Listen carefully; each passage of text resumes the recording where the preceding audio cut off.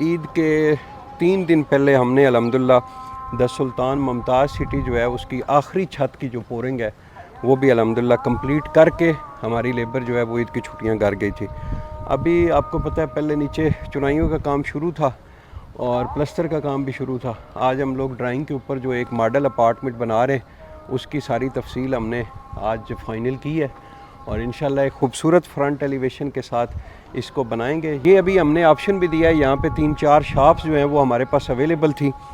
और वो हमने ऑप्शन दिया है 1 साल के अंदर हम लोग ये बिल्डिंग जो है इसको कंप्लीट करेंगे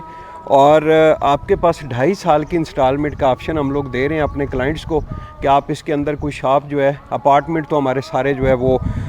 बुक हैं और अगर आप लेना चाह रहे हैं तो ये एक अच्छी इन्वेस्टमेंट है और मैं समझता हूँ कि सराउंडिंग में सबसे रिजनेबल प्राइस के ऊपर हम लोग एक ऐसी आपको अपॉर्चुनिटी दे रहे हैं कि आपने 2.5 साल की इंस्टॉलमेंट के ऊपर हमसे शॉप आपने परचेज़ करनी है डाउन पेमेंट दे के और लेकिन 1 साल बाद आपको इसका रेंट जानना शुरू हो जाएगा क्योंकि हमने हर सूरत जो है अल्लाह पाक के फजल करम से